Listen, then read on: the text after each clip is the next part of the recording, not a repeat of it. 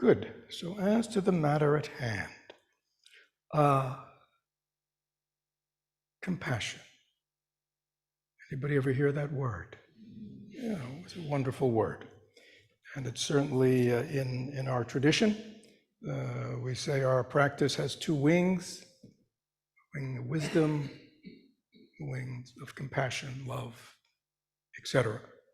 So we're cultivating, and obviously the metaphor is, of course, a bird with one wing cannot fly, right? So we want to be cultivating both wings. And so, in our meditation, in our mindfulness, in our insight practices, in our cultivation of wisdom about how things really are, that's the wisdom side, right? And the compassion side is, again, actually, in Buddhist traditions, they don't traditionally in Asia delineate heart and mind like we do. We talk about our mind and our heart like they're two different things. But traditionally, it's just one thing. It's a heart-mind, and it's something that exists both within body-mind. So there are these practices, we might say, of the heart, which really have a lot to do with how we relate. Right? So the cultivation of wisdom and insight and understanding is often something that very much goes on within our own mind, right? Through our practice, through our study, we develop greater understanding of what's going on. But yet, unless we live alone, on a cave, in a cave or on an island, we relate to people, right? And so we want to be able to relate to people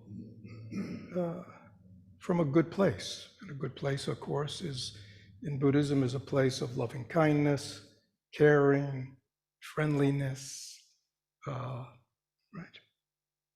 Taking joy in the joy of others, and compassion. Very important, because compassion is a very, one can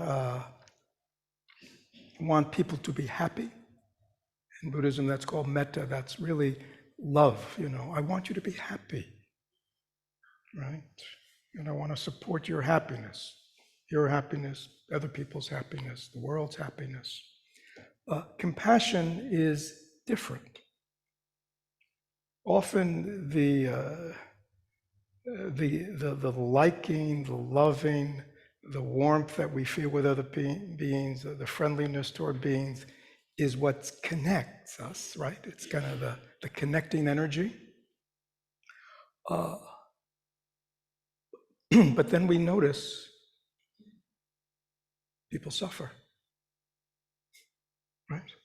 People suffer. We notice that we suffer, or have suffered, or still suffer.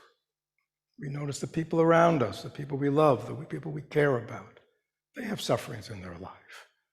And we look around our neighborhoods, our world, and we see lots of suffering, right?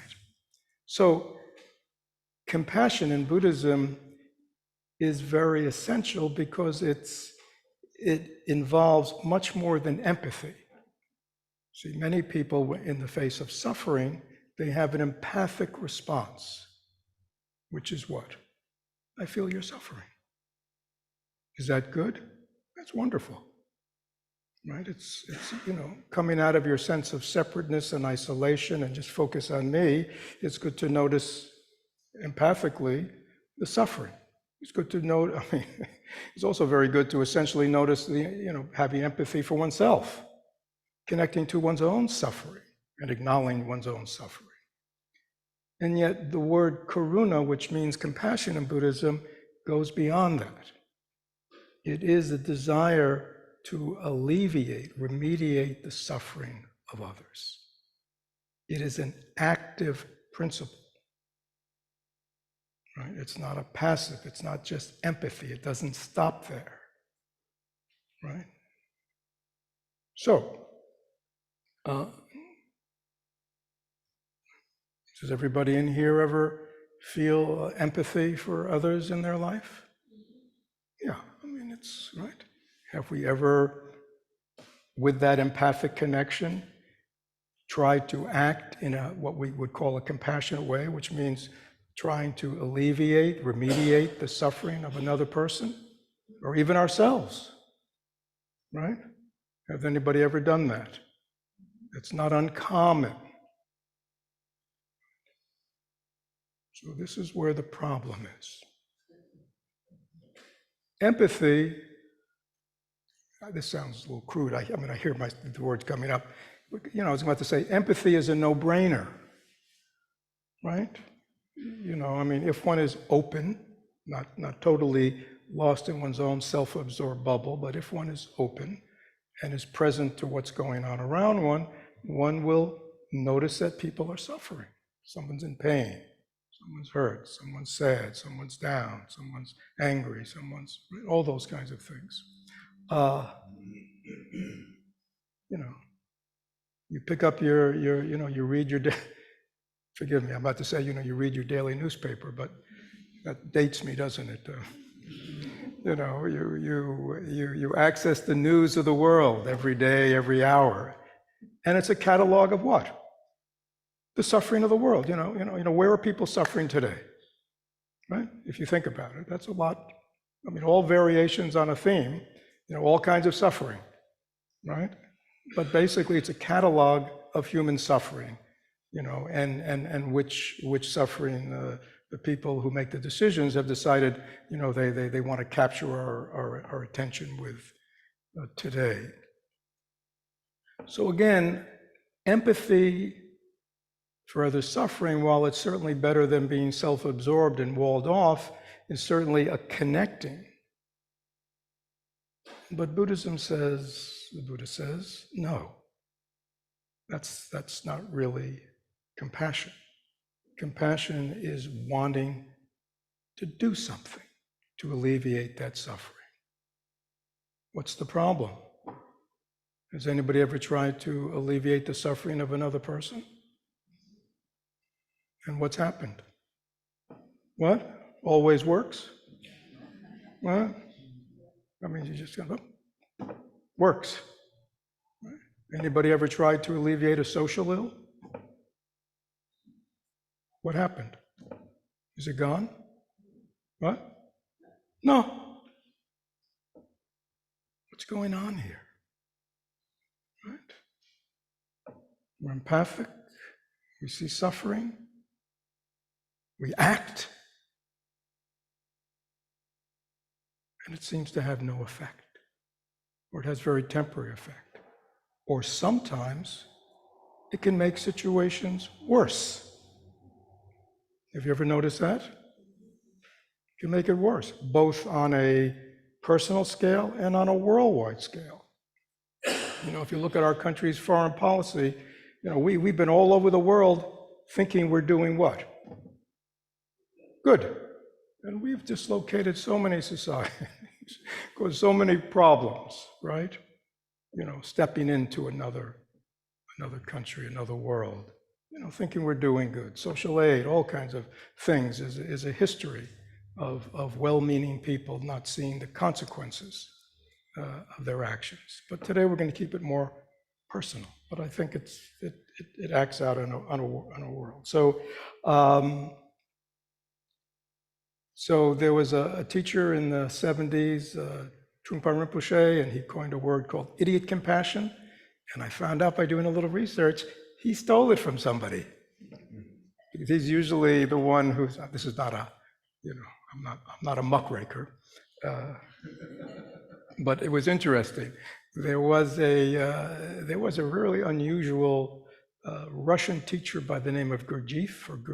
I don't know if you've ever heard of him from a long time ago. He was a very unusual, well, he wasn't a Buddhist, he was just his own, man. But he was the first one to talk about idiot compassion to his people. He was very strong. And so that's what I want to talk about, because I think there is a significant difference between wise compassion, intelligent compassion, and idiot compassion. I would say another word, I mean, idiot compassion, ooh, we don't like that one. But maybe another thing is sort of blind compassion. compassion that doesn't see, right? That may be helpful, or just unwise compassion, unhelpful compassion, blind compassion. It's very interesting in traditional kind of Buddhist iconography, the image, the symbol, the manifestation of the compassionate mind is the Bodhisattva Avalokitesvara, the one who hears the cries of the world. And it's very interesting in a lot of the representations of her, him, her, the hand is up to help. And if you look closely at a lot of the statues, you will see in each hand there is an eye. What is that eye? It's the eye of wisdom, the eye of discernment. Avalokitesvara is not just a bleeding heart. It's not all flowers and sentiment, which we often mistake for compassion. Avalokitesvara has many arms to help, many ways of helping, but each of those hands has the eyes of wisdom, intelligence, discernment, right? So before she acts, it's a good assessment of how to help. So I found an interesting something that might help us. This is an old Sutta Sutra. These are the purported original words of the Buddha, and a lot of them are interactions. They were recorded during his time, a lot of them by his cousin Ananda, who we would say today had a photographic memory and was his attendant, so he was there for all these interactions. So the Buddha is having an interaction with a prince called Abhaya. And actually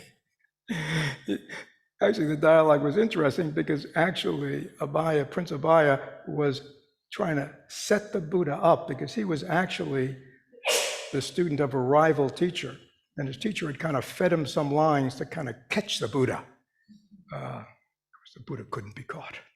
Anyhow, but I won't go into that. That's another whole drama, all right? So, and I've just taken a piece of it out that I thought was germane today. So the prince says, Lord, don't forget, these are feudal times, right? So a lot of the way, when you read the old sutras, a lot of the way the Buddha's address sounds very feudal, the way somebody would address their lord or their king or their prince. So it has a lot of that kind of stuff. So he says, Lord, with the Tathagata, which was just a Sanskrit appellation for the Buddha, say words that are unendearing and disagreeable to others. He's actually trying to catch them because he's really going to say next, but if you want to help somebody, say that something. So show him that his teaching is not. But what the Buddha says, very, very intelligently, Prince, there is no categorical yes or no answer to that. Right? Now, he's saying that because, the Buddha always talks about right speech, right? Endearing speech, agreeable speech, right speech. And he's saying now, would you ever say words that are unendearing and disagreeable to others? And the Buddha says, yes and no, okay? Now at that time, the prince had his baby son lying face up on his lap. So the Buddha said to the prince, what do you think, prince? If this young boy, through your own negligence or that of the nurse, were to take a stick or a piece of gravel into its mouth, what would you do?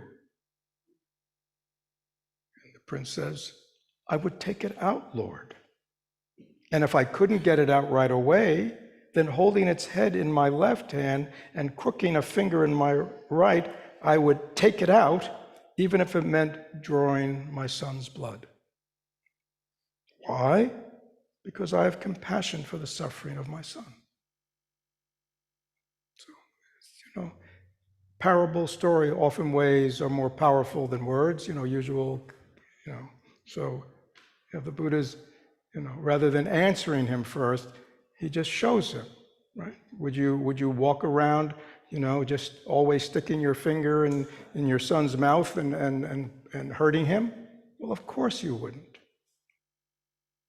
But if he was suffering, and if you thought that could be helpful, would you do it? And the prince says, what? Of course I would, immediately. So the Buddha is now going to, then the Buddha says, in the same way, Prince, and then the Buddha goes through these kind of categories. I'll go through them quickly. In case of words that the Buddha knows to be unfactual, untrue, unbeneficial, unendearing, disagreeable to others, he never says that. Okay, so he says these are the categories, never say words like that. Right? In the case of words that the Buddha knows to be factual, true, but are unbeneficial, unendearing, and disagreeable to others, he doesn't say them. Okay? Is that clear? So sometimes we know something's true, but we don't say it. Everybody know what I'm talking about? Because it's going to make things worse, it's not helpful, it's not appropriate. He doesn't say that. In the case of words that the Buddha knows to be factual, true, and beneficial, right? Beneficial to the person, but unendearing and disagreeable to them. We know those words, right? They don't want to hear this. They're not going to be happy. He has a sense of proper time for saying them. This is very important, right? This is what I want to talk about today. And then I'll go on to a few more cases. But so we're talking about, is compassion always nice? See, we get confused. Is compassion always nice, always soft, always gentle? Is it all bunny rabbits? You see? And we'll talk about, he has a sense of proper time for saying them. So even so, when you know that you need to say to you need to say something to somebody. Everybody think about a moment, all right? When there's something I need to say to this person, because I think it will be beneficial to them. And as far as I know, they're true. I mean, they're things that they're doing or have done, Okay. I need to say them to. The Buddha says, okay, yeah. Saying these may not endear them to me. Seeing them may not be disagreeable to them at all. They may not like hearing them at all. So I wait for the proper time. Right? So can you see intelligence, discernment, wisdom? Right? One has to know, One has to get out of oneself before one speaks and really go, all right, this is the person I want to talk to. Are they going to want to hear this? Is this going to make them happy? Might they get angry? Might they act, right, to me? Maybe, yeah. Okay, but yet I feel they will be beneficial to them. Right? Remember, we want to be helpful. We want to alleviate people's suffering. Right? So the Buddha says there has to be a sense of the proper time. And that may not be just, is it better to do it first thing in the morning or later in the day? Okay, I mean, that's one sense of time. But, is this the right time? Now, this is often difficult for us, but that means what? We have to keep our mouth shut. Anybody ever find it not that easy to keep their mouth shut when there's something they really want to say to somebody? Okay, just spend a moment, close your eyes and think, have that ever happened? You have this kind of energy,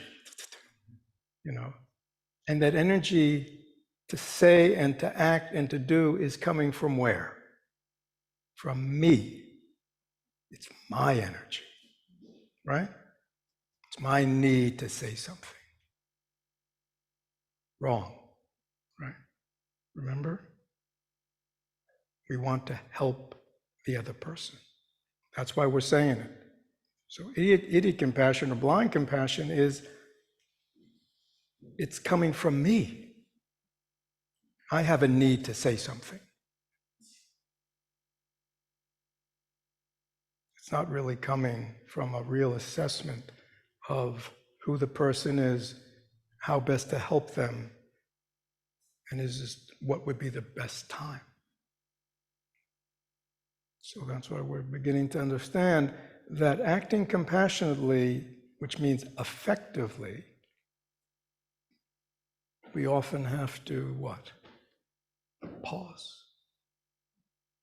Take time. Reflect before we act. In the case of words that the Buddha knows to be unfactual, untrue, unbeneficial, but endearing and agreeable to others, he does not say them. All those people, right? We would, it's called what? Codependency? Anybody ever hear that word? Codependent?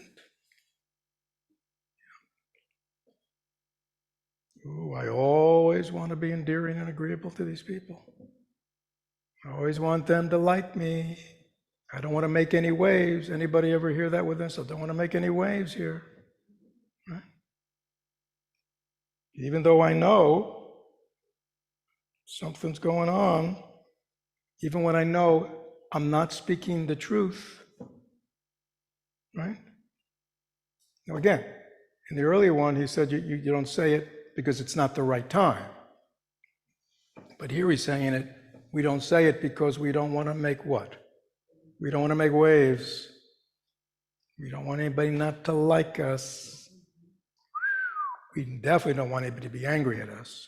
Anybody know that one? Ooh, don't like people being angry at me.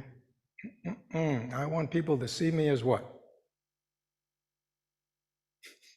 How do we like people to see us? Especially those of you who think you're a nice person. How do you like people to see you? What? I'm nice. I'm compassionate. I'm loving. I'm always right. We don't want to blow our cover, do we? We don't want to really let people know what's going on inside our minds. We put on a nice mask. Again, is it good to have a societal, civil kind of mask? Yeah, it's probably better than always going around telling everybody what you think of them and let them have it. We're not advocating that, but yeah, we know that we're not speaking the truth, and we know by not speaking the truth, what we're saying is really not helping them, right? Because we want to help them, remember? But I want to be endeared and I want to be agreeable. Very important. So our action in the world in this way is all about who? Me. Me. Right? And yet compassion is based on what? Wanting to alleviate the suffering of another being. So a lot of times we think we're acting compassionately, but we're really just working from our own dramas, our own self-concepts, our own fears, right? He or she does not say that. In the case of words that the Tathagata knows to be factual, true, unbeneficial, but endearing and agreeable, he does not say them. So again, here, they're all variations. I don't know if you could read this and you'll find out, something's true, it's factual, but I don't say it because it's not going to be beneficial to them. I just don't say it. In the case of words that the Buddha knows to be factual, true, beneficial, and endearing and agreeable to others, he has a sense of proper time for saying them. So again, timing, right? In the more traditional Buddhist teachings on compassion action, we talk about two things: appropriateness and skillfulness, right? Which is sort of implied here. right? Appropriateness means, is whatever I'm going to do or say appropriate for the person, for the situation, right? That's kind of general. Now, once you might say, yeah, this is an appropriate intervention that could be helpful for this person. That's only the first half. The second half is, in Sanskrit, it's called upaya, skillfulness. Skillful means, So this is like the art of compassion, I sort of know something's got to be done, something's got to be said. I think it's appropriate that I'm the one to do that. Now, how can I do it in a way that is effective? That's skillful. And you see, that's another whole set, right? We may have got the first set, but then skill. So let me give you some advice. Has anybody ever developed a skill in life? Any kind of skill? Somebody's raising their hand. Did you do it perfectly the first time? That's how you developed a skill. You just had it? No. You practice. You ever screw up? What? Plenty. He screwed up plenty. Okay. And yet, over time, the first time you tried and you screwed up big time, you didn't give up, right? Yeah, you looked at, what you did wrong, you tried to figure it out, so the next time you would be a little more skillful, right? I mean, this is it. So he's agreeing with that. So this is the same, right? So we have to be, and this is scary for a lot of people, we have to be willing to learn. And if you've ever learned anything, there's something called a learning curve. Anybody ever hear of a learning curve? We all know the word learning curve. And the learning curve is made up of what? Mistakes. I mean, there's no other way. Lots of times people are saying, well, when I just get the right amount of intelligence and discernment and wisdom, then I will act. Well, again, you still may not have skillfulness. Skillfulness is in the doing. And that's where things get messy, right? Everybody know what I'm talking about? Human beings are messy, right? And when you get into their stuff, things can get really messy. Is that true? All right. So you have to be willing, right? Your intention is the best. It's important. Buddhism, intention, This is not about me at all. I want to help this person by alleviating their suffering, helping them see something that seems to me be very factual and true, but they don't see it. Or do something or not do something, right? So I have to be willing, in my wisdom and intelligence, discernment, to act. And if it blows up in your face, then what? You've learned something. What? You've learned something, okay? And it's, they may get angry. They may not see you as the little sweet rabbit anymore, all cuddly and kind, and But I think if you stay and you let them know that you're saying this because you really care about them, and you can always apologize for your unskillfulness, right? I mean, we don't have to be perfect, right? I thought I was helping. Sorry. It's obviously didn't help. All right.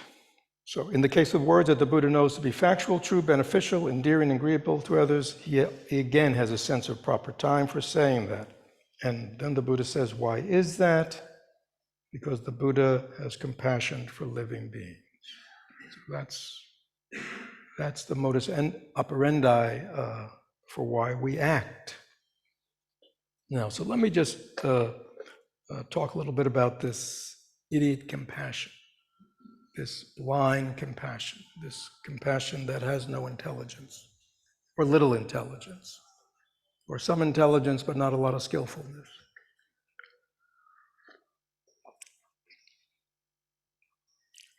There are many people in the face of suffering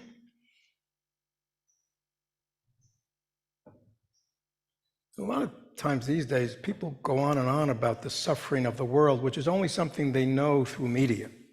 You know, it's not a present moment reality. So it's just something there, you know, and again, every day there's always something, and they get flooded with these kind of bad feelings. Sad, angry, scared.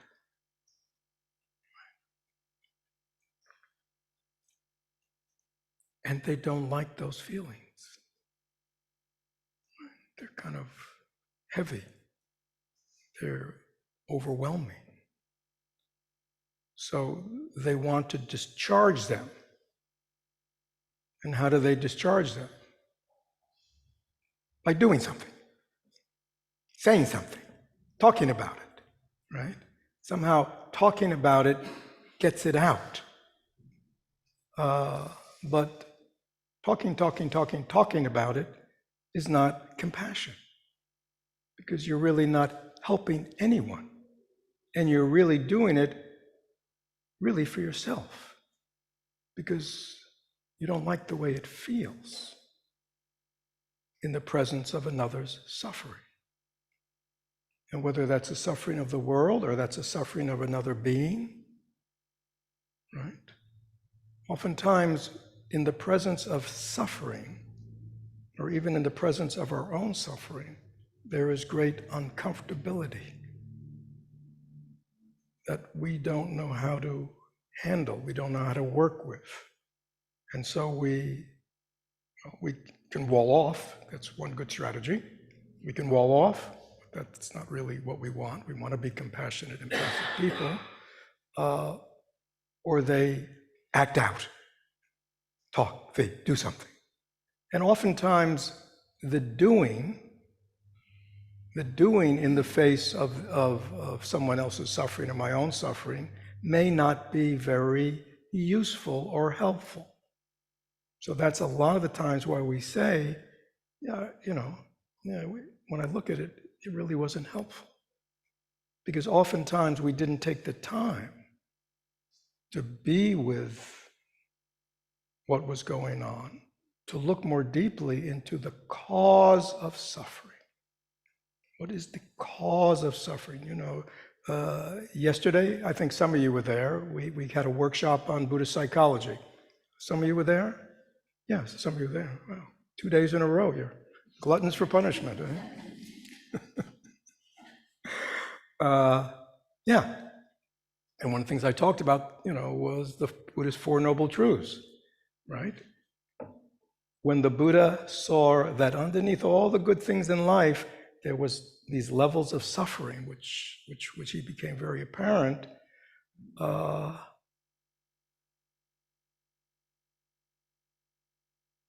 He looked deeply into cause before he acted. Right? He spent 6 years just introspecting, learning what is the cause of human suffering. Right? There are a lot of obvious sufferings, aren't there? A lot of obvious pains that human beings go through. Violence and war and famine and poverty and and illness and sickness. You know what I mean? There are all kinds of very obvious sufferings that are just part of life, right? Death can be suffering for people. Birth can be suffering for women, right? All kinds of sufferings. So the Buddha looked more deeply. what's underneath this? Because even when these things aren't going on, right? Like let's take our country, right? It's not to say there isn't poverty, inequality, but basically, for most people, there's just life, right?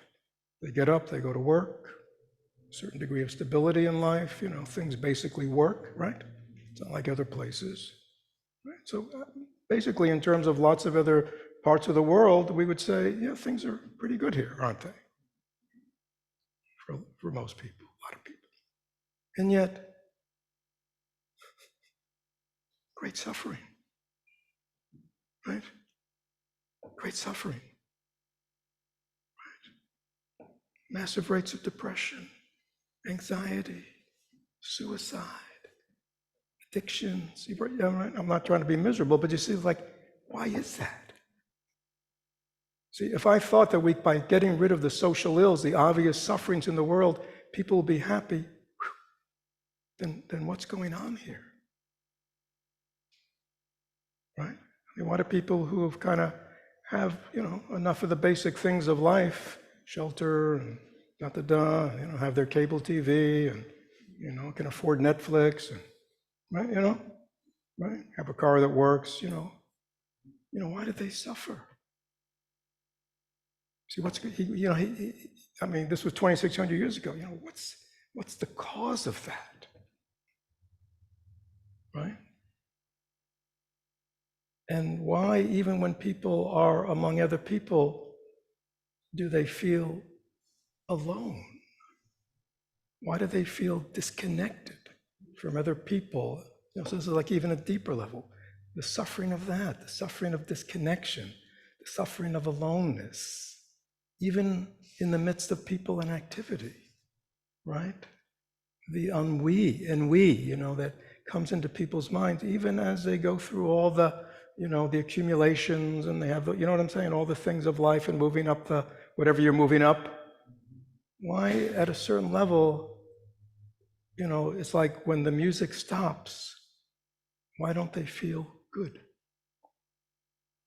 You see? So these are the kind of questions. So the Buddha, in his looking into human suffering, he looked deeply, okay, to really get at the cause, before he prescribed, a plan of action. This is important that we understand. So this, it's very important, that we really look into. Is a lot of my compassionate action driven from my own neuroses, my own need to help, my own need to be seen a certain way, my own need to discharge uncomfortable feelings? And I could, go on with the list, right, of other things that are driving us to act in a seeming compassionate way, and yet is often ineffective, right? Or just a Band-Aid, right? And that's very important. It's also for us, I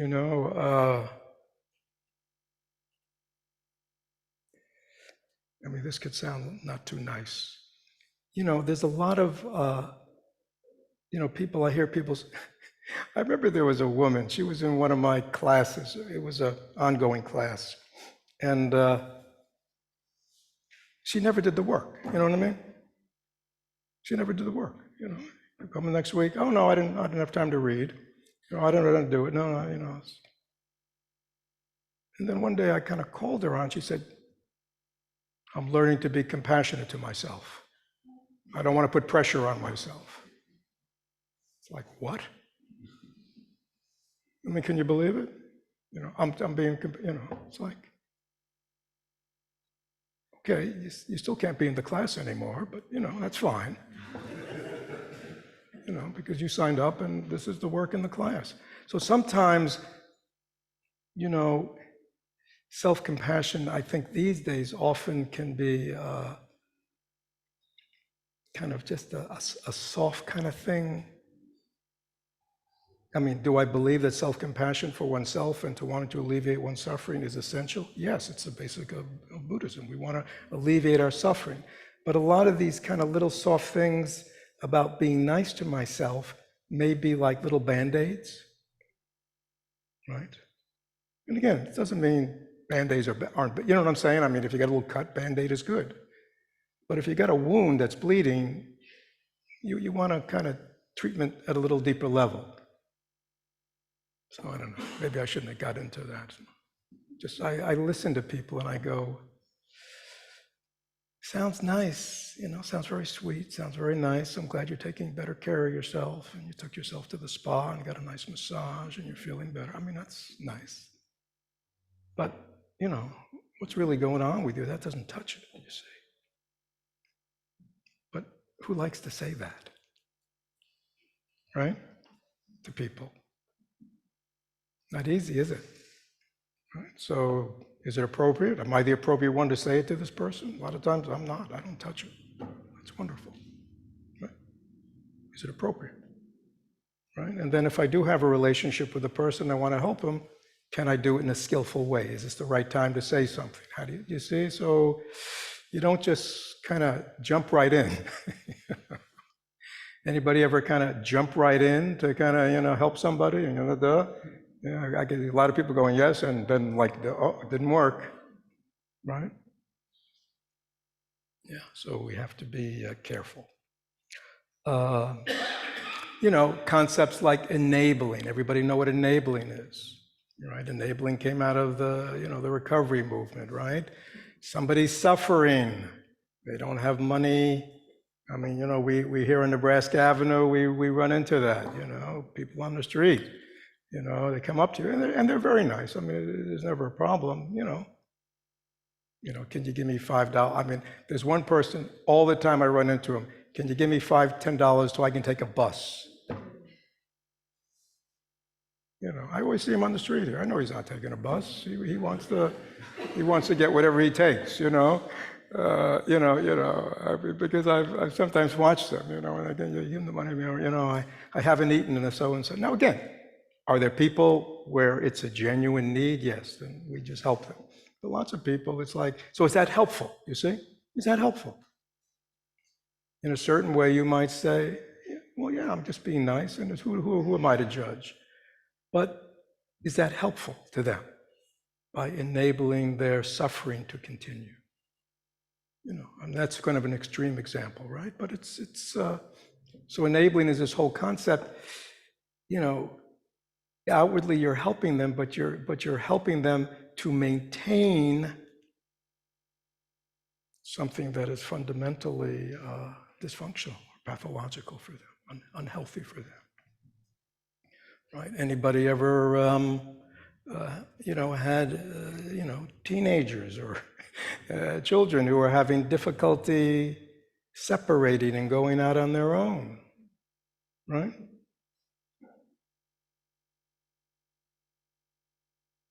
What's helpful? What's helpful?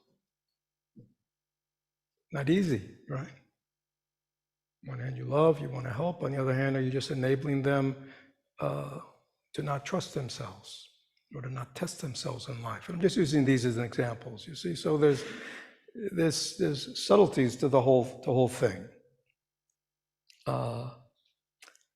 Yeah, so enabling is really primarily about our own discomfort in the face of another's suffering. And we just want to do something. And what we often do is not helpful. Yeah, let me stop. Okay, so Tuesday night is going to be True Confession night. So I invite everybody in the Sangha.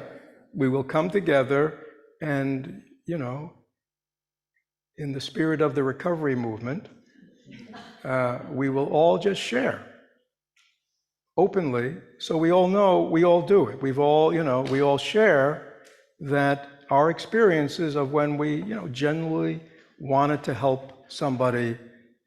Now looking back, we realized It was blind compassion, it was idiot compassion, it wasn't helpful, it made things worse, right? When I said made things worse, a lot of people were nodding their heads, so yeah, I know that one, right? Enabling. So I think it's important that we not keep these things a secret.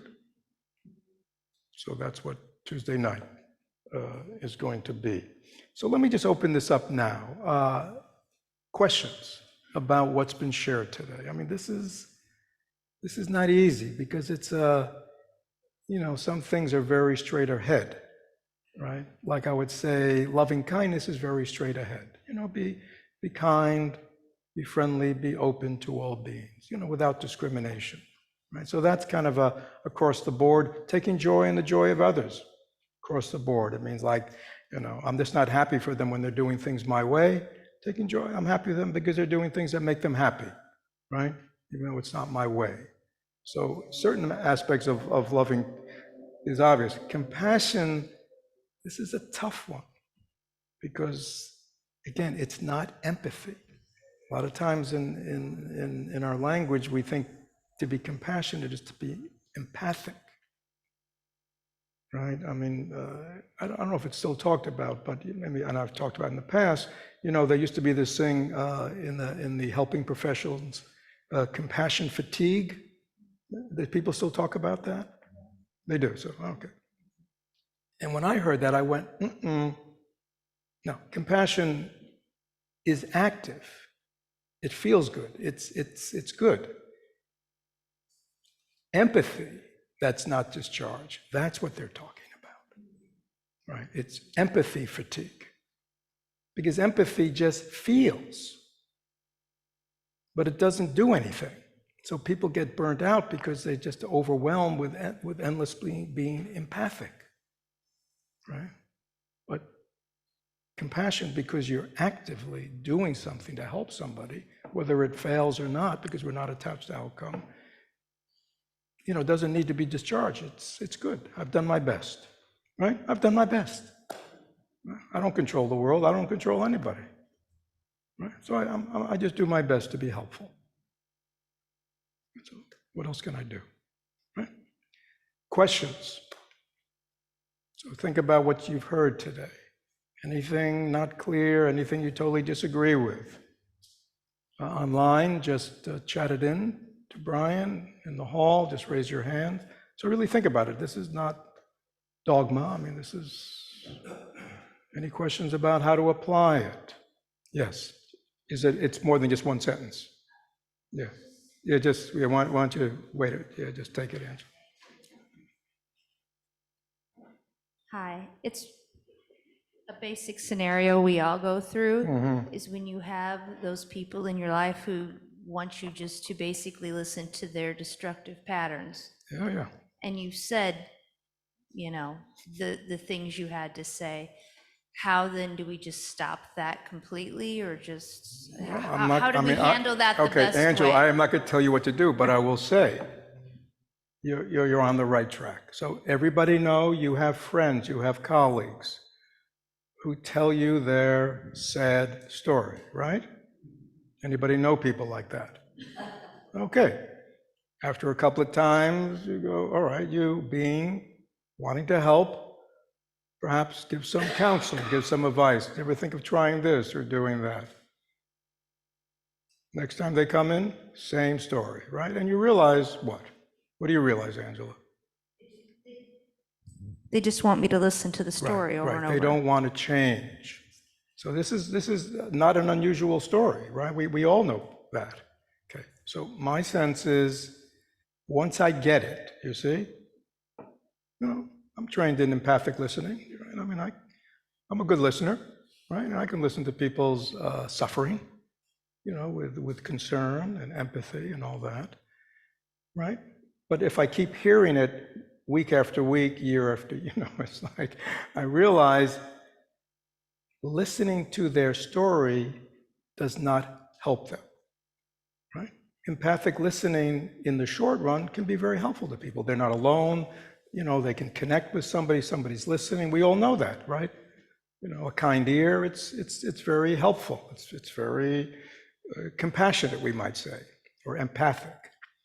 But as we're talking, compassion is wanting to alleviate their suffering. And once you get that they don't want to really change, right? Yeah, my sense is I change the subject. I change the subject. I'll say, anything good happened to you this week? I mean, I'm serious. I do things like that. Tell me something good that's happened in this week. Anything happen? Anything you enjoy this week? I mean, you see what I'm saying? I mean, because at a certain point, the listening becomes enabling. You are just maintaining the fiction that there's nothing they can do about it. All they can do is what? Complain. Whine.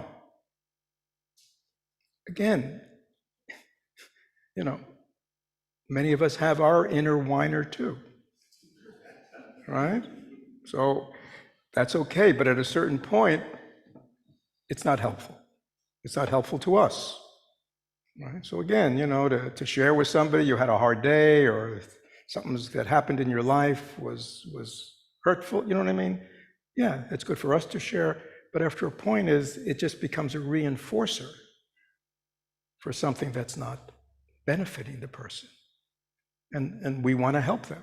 So I say change the subject, decide you don't want to be friendly with this person. I mean, some people just collect people in their life just to listen to them. You ever notice that? I mean, they're never really that interested in you, right? But they're interested in dominating the conversation, just telling you about all their getting a lot of nods, right? Yeah, so assess wise. Yeah. Other challenges? Yes. Oh. Joe Perriard from online says, "How do you know when the timing is right?" You don't know. Yeah, this is where discernment, wisdom, courage, right? What? Yeah, it's a learning curve, right? It takes, especially, so you, again, in the face of somebody suffering, somebody you care about, somebody you want to help, if it's not immediately obvious or something, you reflect. You try to understand their own causes and conditions, right? Wisdom is understanding what are their causes and conditions, what is supporting this maladaptive behavior or this pain-producing behavior that to me, right, because we are objective and we are wise, seems so obvious what they should do. Anybody ever feel that self-righteous obviousness of oh, sure. Okay. Very dangerous to act from that. So you just, you do make your own assessment, you look deeply into it, you are courageous, you're willing to say something that might not endear you to them, but because you care about them. I will sometimes, when I'm not sure, I will give an introduction. You may not want to hear this, or what I'm going to say to you may be difficult to hear, or you may not like what I'm about to say to you. But, I'm saying it because I care about you, and I can see you suffering, and I want to help you. And then, so sometimes how you introduce it can maybe prepare them and soften things. But,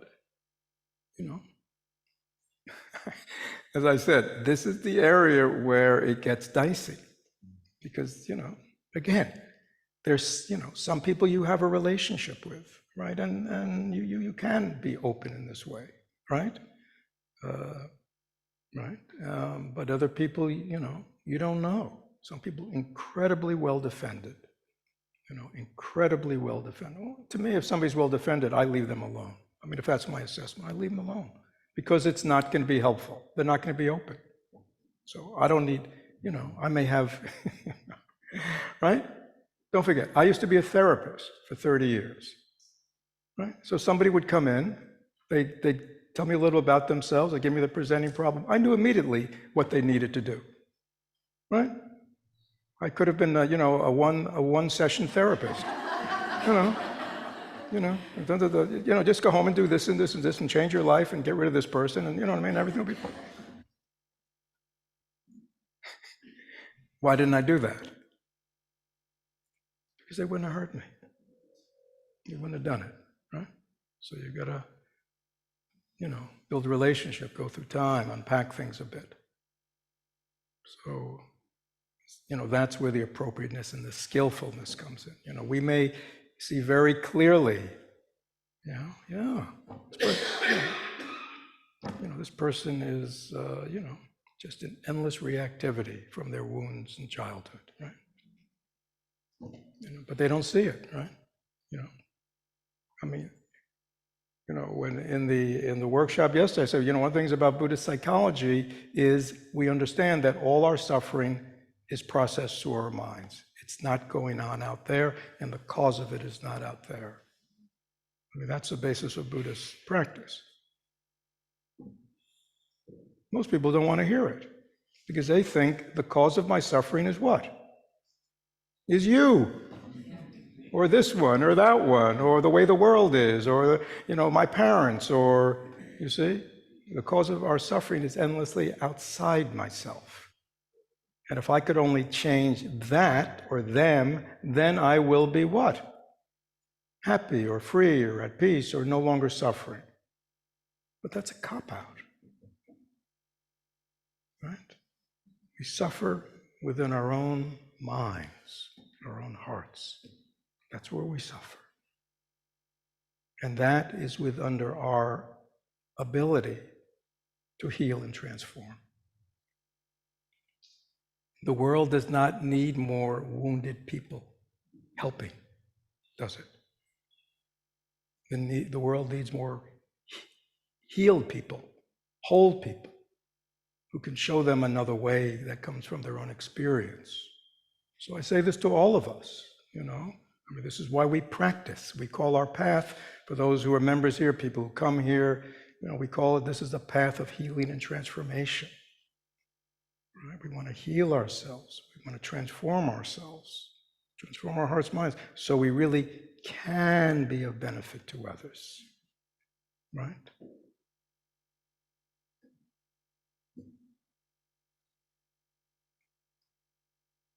Should we end on that? Enough's enough, right? Thank you, everyone.